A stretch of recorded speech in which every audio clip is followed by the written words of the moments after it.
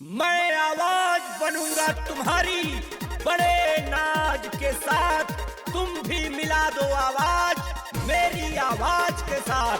जी हाँ भाइयों और बहनों, ग्राम रंजीत खेड़ा कोदहिया ब्लॉक हिलौली से कर्मठ जनप्रिय, आप सबके चहेते, सबका सम्मान करने वाले एकमात्र जिला पंचायत सदस्य पद प्रत्याशी भाई शशांक प्रताप सिंह उर्फ मून भाई को जिला पंचायत सदस्य भारी से भारी मतों से विजयी बनाना है और अपने क्षेत्र का संपूर्ण विकास करवाना है। जीतेंगे भाई जीतेंगे, शशांक भैया जीतेंगे, जीतेंगे भाई जीतेंगे, शशांक भैया जीतेंगे। हाथ जोड़ के घूम शशांक भाई गौवा में। अरे चाचा, अब की बार जिला पंचायत सदस्य शशांक भैया बनैया रंजीत खेड़ा कोदहिया से। हाथ जोड़ के घूम शशांक भाई गौवा में, जिला पंचायत सदस्य बनावा अब की चुनावा में, जिला पंचायत सदस्य बनावा अब की चुनावा में। शशांक प्रताप सिंह उर्फ मून भाई, ग्राम रंजीत खेड़ा कोदहिया ब्लॉक हिलौली, जिला पंचायत सदस्य। हमसे संपर्क करने के लिए आप हमारा मोबाइल नंबर 9721214444 पर संपर्क करें और अपने विचार हमसे अवश्य बताएं। नाली सड़क शौचालय बिजली से गौवा चमकई है हो, दुखिया गरीब के बनी है सहारा, जीत के भैया आई है हो।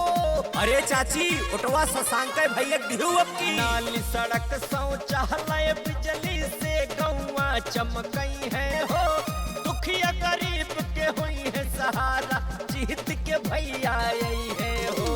हर घर खुशियाँ होंगी, खुशी होगी हर गौवा में, हर घर खुशियाँ होंगी, खुशी होगी हर गौवा में।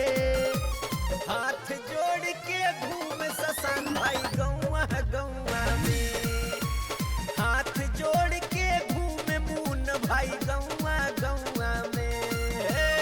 जी हाँ, सबके चहेते, सबके दुलारे प्रत्याशी शशांक प्रताप सिंह मून भाई, ग्राम रंजीत खेड़ा कोदहिया ब्लॉक हिलौली से जिला पंचायत सदस्य पद प्रत्याशी। आप सबसे विनम्र निवेदन है कि अब की बार वोट शशांक भाई के नाम। छानी छपरा रही नहीं मिली पक्का घर हो, गुंडागर्दी चली नहीं रही न केहू के डर हो। एक एक वोट शशांक भाई के नाम पर। छानी छपरा रही नहीं मिली पक्का घर हो, गुंडागर्दी चली नहीं रही न केहू के डर हो। भाई शशांक की चर्चा हो रही गौवा में, भैया शशांक की चर्चा हो रही गौवा में। हाथ जोड़ कर घूम रहे हैं अब की चुनावा में, जिला पंचायत सदस्य बनावा अब की चुनावा में। अरे कोई नहीं है टक्कर में भाई।